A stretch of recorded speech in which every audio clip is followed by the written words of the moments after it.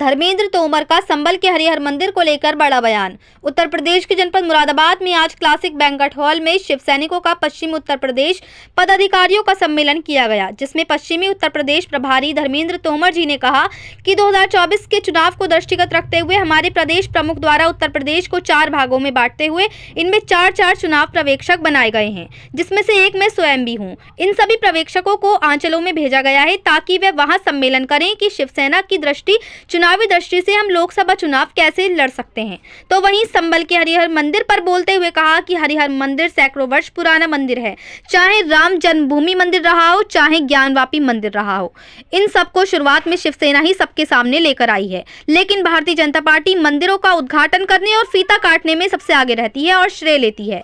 लेकिन हरिहर मंदिर पर शिव सैनिक पिछले 26 सालों से प्रयास कर रहे हैं कि हरिहर मंदिर पर जल चढ़ाया जा सके, लेकिन शासन प्रशासन लगातार गिरफ्तार करता रहा है। अपने आप को हिंदुत्ववादी बताने वाले प्रधानमंत्री और मुख्यमंत्री संबल आए, लेकिन हरिहर मंदिर को झांकने भी नहीं गए और एक शब्द बोलकर भी नहीं गए। क्या चाहता है प्रशासन कि वह हिंदुत्व के नाम पर फीता काटे, लेकिन एक दिन ऐसा आएगा कि हरिहर मंदिर पर जल भी चढ़ेगा और ये शिव सैनिकों ने संकल्प लिया है। इसके लिए हम पश्चिमी उत्तर प्रदेश में एक कमेटी गठित करने जा रहे हैं। अब शिव सैनिक वोट पर भी लड़ेंगे और रोड पर भी लड़ेंगे, इस मंदिर को प्राप्त करके ही मानेंगे। मुरादाबाद से परवेज अंसारी की रिपोर्ट। समिति बना ली जाए जिसमें बुलंदशहर के भी लोग हों, बरेली के भी लोग हों, मुरादाबाद। तो मुझसे अधिकारी बोले कि वीरेन भाई मुरादाबाद में ही क्यों रहा कार्यक्रम? मैंने कहा ताजमहल अगर आगरा में है तो हरिहर मंदिर नहीं होता, जो काम करता उसका सम्मान खत्म होता। तो शिव सैनिक हिंदुत्व के आप में से कोई शिव सैनिक या हिंदुत्व के लिए या राष्ट्र के लिए समझौता कर सकते हो? नहीं करोगे। आप किसी भी मामले के लिए अपने एमएलए एमपी मंत्री सब बन सकता। मैं निश्चित कह सकता हूँ भाई, आप में से कोई अगर गुरु दक्षिणा मजबूत कमा ले तो वही सभासद का टिकट, ये सभासद के लिए ये भी लगे। ऐसा नहीं कि ये सभासद के लिए नहीं लगे, सभासद का इन्होंने टिकट मांगा भारतीय जनता पार्टी ने। आप सिर्फ यही देखते रहोगे कि मैं भारतीय जनता पार्टी का हूँ या नहीं हूँ, क्योंकि ना देखो संगठन में हम सब लोग अगर भारतीय जनता पार्टी में सम्मान होता तो आज सम्मान अडवाणी हुआ। माननीय धर्मेंद्र तोमर जी ने वहां पर उद्घोष करा, मेरठ में उनकी गिरफ्तारी हुई, बिजनौर में हमारे भाई आर्मी जी की गिरफ्तारी हुई, अमरोहा में हमारे जिला प्रमुख जी की गिरफ्तारी कह दिया कि बोले ये सभासद में लड़ा रहा हूं। और इन्होंने सभासद अपने क्षेत्र से एक नहीं 2 जिता के दिखाए और भारतीय जनता पार्टी के दोनों बड़े नेताओं को इन्होंने हरा करके दिखाया। एक राहुल शर्मा और एक रानी सैनी साहब हैं, बड़े संजय राउत साहब हैं या अनिल पवार साहब हैं, कोई भी होंगे वो शिव सैनिकों के लिए जाएंगे, गली गली उनका काम करेंगे। तो आप सब लोग का काम है। मैं फिर कह देना चाहता हूँ कि माननीय धर्मेंद्र तोमर की मीटिंग करी माननीय नंदू जी से, बोले देखो वीरेन जी, अगर शिवसेना को आपको बढ़ाना है तो आपको सम्मेलन, हमारे आपको लगता है कि शिवसेना कैसे बढ़ गई? बोले हमारे यहाँ कार्यकर्ता का सम्मेलन होते रहते हैं कि हम सब लोगों ने कैसे कैसे काम करना।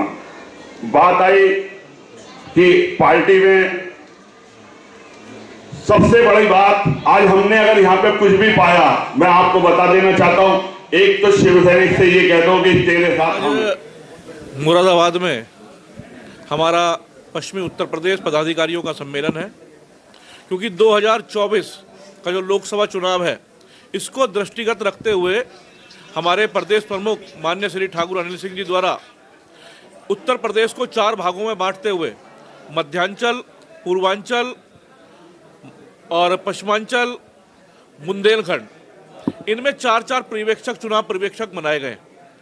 उन चुनावी पर्यवेक्षकों के अंतर्गत पश्चिम उत्तर प्रदेश में भी पश्चिमांचल के 4 पर्यवेक्षक हैं, जिसमें एक पर्यवेक्षक मैं स्वयं भी हूं। और इन सभी पर्यवेक्षकों को अलग अलग आंचलों में भेजा गया है कि वहां सम्मेलन करें और सम्मेलन के बाद वहां चुनावी दृष्टि से कि शिवसेना की चुनावी दृष्टि से हम लोकसभा चुनाव किस तरह से लड़ सकते हैं, उसको ध्यान में रखते हुए लिस्ट बनाई जा रही है, सूचियां बनाई जा रही हैं। वो सूची हमारे शिवसेना पक्ष प्रमुख माननीय उद्धव साहब जी को भेजी जाएंगी और वहां से जो भी दिशा निर्देश होगा शिवसेना उत्तर प्रदेश में भी लोकसभा चुनावों में अपने दम खम पर दिखाई देगी। संबल के जो मस्जिद है बीजेपी की सरकार भी है, फिर भी सरकार मंदिर बनना उसमें आगे क्या मस्जिद की महत्व लगातार, क्योंकि प्राचीन मंदिर है हरिहर मंदिर और सैकड़ों वर्षों पुराना मंदिर है,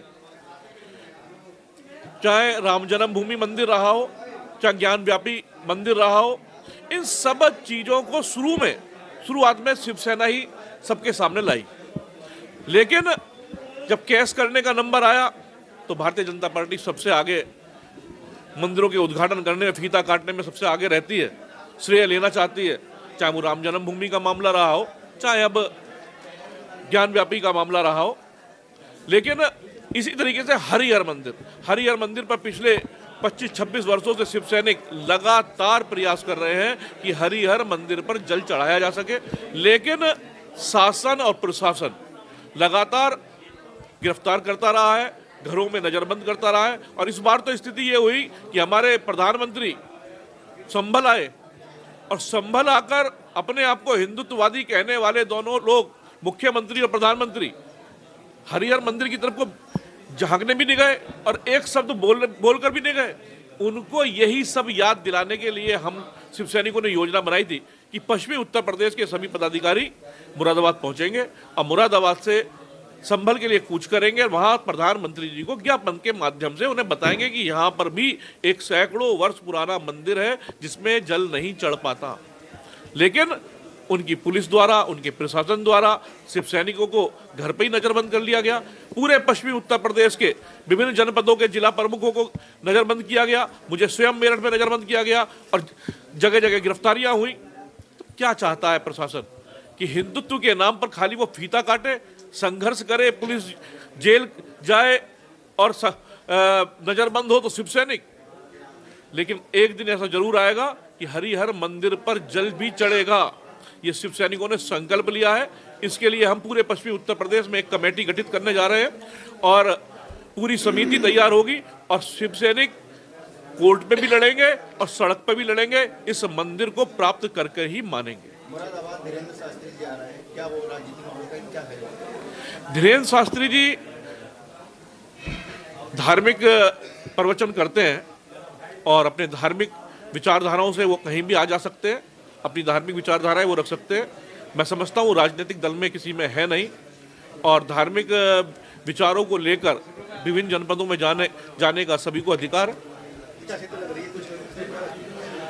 आचार संहिता का धार्मिक कार्यक्रमों पे कुछ नहीं पड़ता है। ऐसा धार्मिक कार्य आचार संहिताओं से अलग है। राजनीतिक कार्यक्रमों पर रोक रहती है, उसमें प्रशासन से पूछकर ही कार्यक्रम होते हैं। उन्होंने मुरादाबाद के नाम को धीरेन्द्र शास्त्री जी ने कुछ आप सब कहा कि ये बड़ा ही बेकार नाम है, इस तरह की वीडियो वायरल हुई। उसका जवाब तो धीरेन्द्र जी दे सकते हैं, मेरे संज्ञान में अभी है नहीं कि उन्होंने क्या कहा था क्या नहीं कहा था। वो मुरादाबाद आएंगे तो पत्रकार बंधुओं से अनुरोध है कि वो जरूर पूछें।